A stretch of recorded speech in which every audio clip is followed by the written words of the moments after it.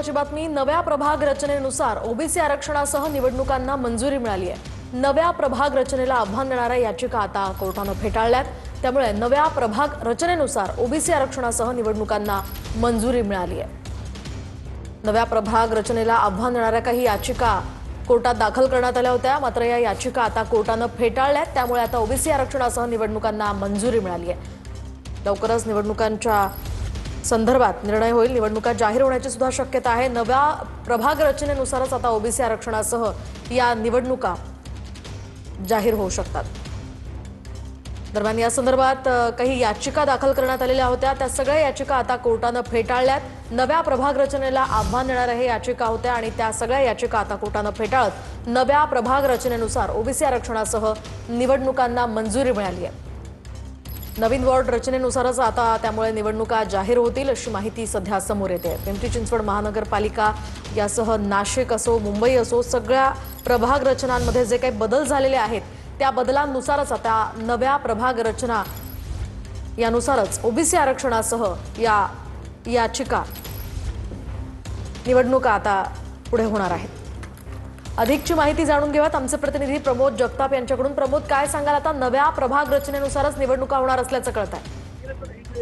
मोहिनी, खरं तर यापूर्वी ज्यावेळेस सुप्रीम कोर्टाने स्थानिक स्वराज्य संस्था आणि महानगरपालिका निवडणुकीचा निकाल दिलेला होता, त्यावेळेसच त्यांनी क्लिअर केलेलं होतं की ज्या निवडणुका आहेत त्या नव्या प्रभाग रचनेनुसारच होतील आणि प्रभाग रचना ठरवण्याचा पूर्णपणे अधिकार जो आहे तो राज्य सरकारचा असेल, अशा पद्धतीची माहिती त्याचवेळी खरं तर कोर्टाने दिलेली होती। त्यानंतर आता औषधाच्या एक महानगरपालिका नगरपालिका निवडणुकीच्या अनुषंगाने एक याचिका सुप्रीम कोर्टामध्ये दाखल झालेली होती, पण ती याचिका जी आहे ती सुप्रीम कोर्टाने फेटाळलेली आहे आणि कोर्टाने स्पष्टपणे पुन्हा एकदा शिक्कामोर्तब केलेलं आहे की ज्या निवडणुका होणार आहेत आगामी काळामध्ये स्थानिक स्वराज्य संस्थांच्या निवडणुका, त्या राज्य त्या निवडणुकांची प्रभाग रचना ठरवण्याचा पूर्ण अधिकार जो आहे तो राज्य सरकारला असेल, अशा पद्धतीने शिक्कामोर्तब आज सुप्रीम कोर्टाने केलं, आपल्याला एकदा बघायला मिळालेलं आहे। नक्कीच प्रमोद, मात्र या सगळ्या पार्श्वभूमीवर निवडणुकीमध्ये कसा याचा परिणाम पाहायला मिळणार आहे? कारण काही लोकांनी याला विरोध केला होता। याला विरोध म्हणून यापूर्वी केलेला होता, कारण अनेकांचं म्हणणं असं होतं की मागच्या काही काळापासून ज्या स्थानिक स्वराज्य संस्थांच्या निवडणुका किंवा महानगरपालिकेच्या निवडणुका रखडलेल्या आहेत त्या निवडणुकांची प्रभाग रचना असेल किंवा वॉर्ड रचना जी आहे ती दोन, म्हणजे अगोदरच्या काळात असणारं ठाकरे सरकार असेल किंवा त्यानंतर आलेलं एकनाथ शिंदे सरकार असेल, या दोन सरकारांनी वेगवेगळ्या भूमिका घेतलेल्या होत्या आणि त्या अनुषंगाने काहींचं म्हणणं होतं की प्रभाग रचना नवी असावी की जुनी असावी। पण सुप्रीम कोर्टाने मागच्या काही दिवसांपूर्वी जेव्हा राज्य सरकारला असेल किंवा राज्य निवडणूक आयोगाला निर्देश दिलेले होते की कशा पद्धतीने निवडणुका घ्यायच्या, 4 महिन्याची मुदत दिलेली होती, त्याच वेळेस सुप्रीम कोर्टाने स्पष्टपणे गाईडलाईन करून दिलेला होता की निवडणुका या नव्या प्रभाग रचनेनुसार आणि त्याचा ठरवण्याचा अधिकार हा राज्य सरकारला असेल, ही भूमिका सुप्रीम कोर्टाने स्पष्टपणे राज्य सरकार पुढे केलेली होती। त्यामुळे आज जी याचिका दाखल झालेली होती ती याचिका सुप्रीम कोर्टाने पुन्हा एकदा फेटाळल्याचं आपल्याला बघायला मिळालेलं आहे। नक्कीच प्रमोद, एकूणच या सगळ्या पार्श्वभूमीवर आता विरोधकांची भूमिका काय असेल तेही पाहणं महत्त्वाचं असणार आहे, कारण काही दिवसांपूर्वी या संदर्भात या याचिका दाखल करण्यात आलेल्या होत्या आणि त्या याचिका आता कोर्टाने फेटाळलेल्या आहेत। त्यामुळे आता या संदर्भात आव्हानात्मक याचिका सुद्धा दाखल होऊ शकतात का? या संदर्भातले काही अपडेट्स आहेत?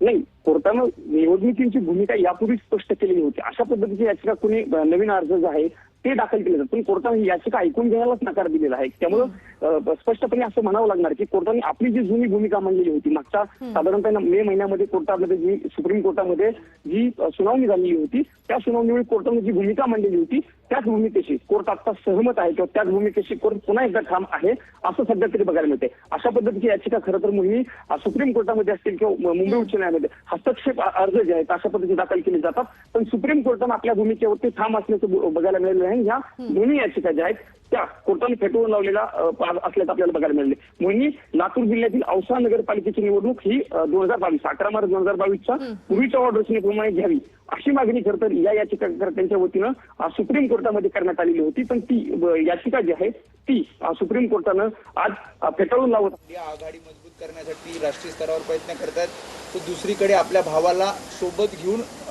महापालिका निवडणुका लढण्याचा विचार करतात। नाही, आघाडीचे घटक तर आम्ही आहोतच, ह्याच्याबद्दल कोणाचाही दुमत नाही आहे।